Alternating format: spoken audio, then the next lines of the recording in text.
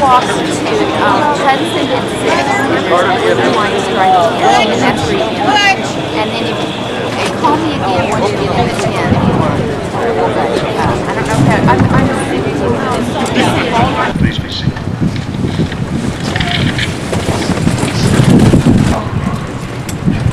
Today, more than 500,000 people have walked through its gates of time.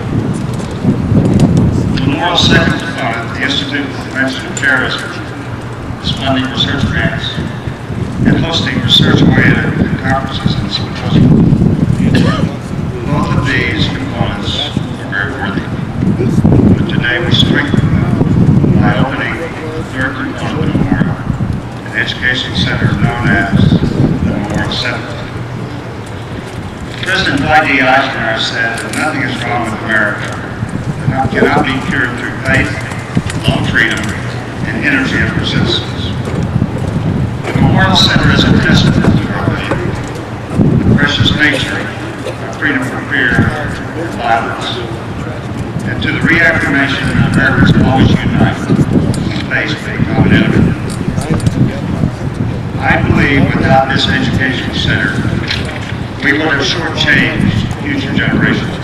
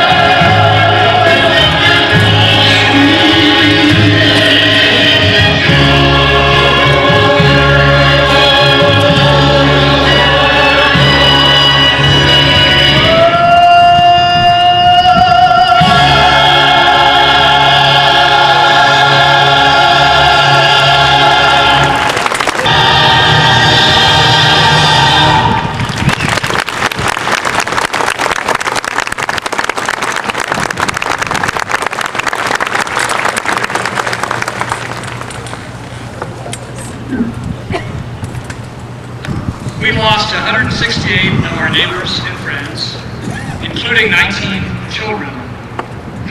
We experienced every emotion that day.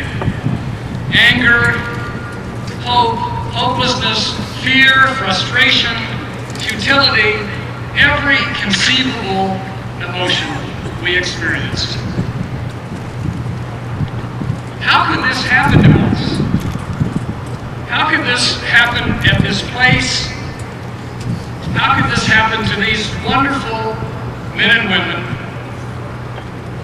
family members, now orphaned, lost brothers and sisters, and fathers and mothers and children? How could this happen here? But we are a believing people. We know that out of evil, good comes, and good came. Goodness and heroism. Rebecca Anderson, who gave her life so that others could live. Goodness and heroism. The rescue workers, the fire service, the police. To reduce violence of any kind. You're about to hear from the Nichols Hills Elementary Varsity Choir, and I ask that you listen to the message very carefully. Our hope for peace on earth is dependent on each of us.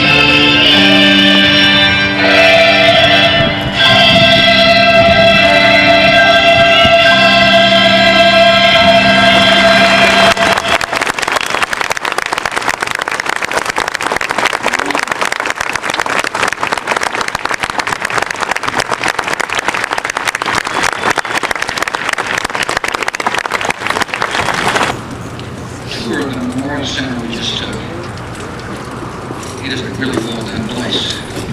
It's powerful. Bob Johnson, you and your board deserve a lot of credit. Particularly want to thank our tour guides, Gene Guest, Richard Williams, and Major Ed Hill. A lot of Americans are going to come and be better people for having walked in this center.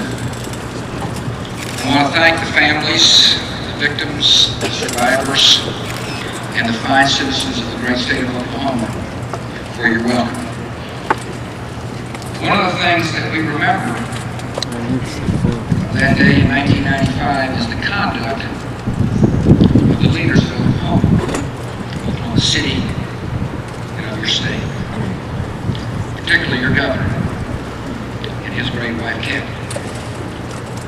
You just taken off his front. And yet, in the aftermath of the awful moment, you showed such character and strength. America came to admire that. The people of Oklahoma will never forget it.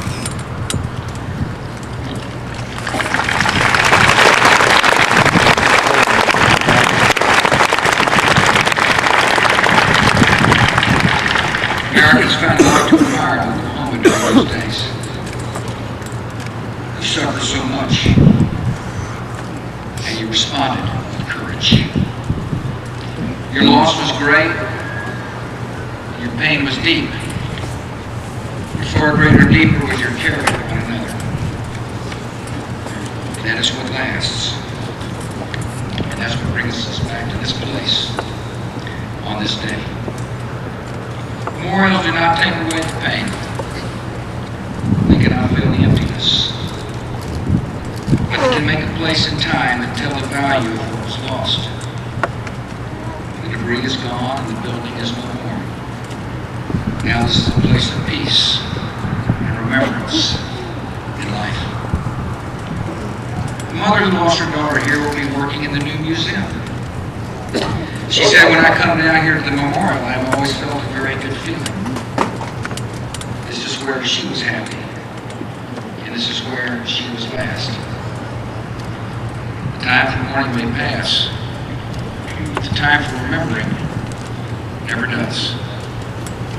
Here we remember one act of malice. The gates of time record the very moment of it. Yet we also remember many acts of human kindness and heroism and love. Some were recorded, some not. But by 9:03 on that morning, dignitaries, rescue workers, bombing survivors, and family members of those who lost their lives in the Oklahoma City bombing. It is a great honor and privilege to speak before you today. The Memorial Center will ensure that all generations will remember the victims of the bombing and the devastation and hurt that it caused. The memorial is a tragic remembrance of what hate, violence, and terrorism can do. The choir you just heard sang here last year at the dedication of the memorial.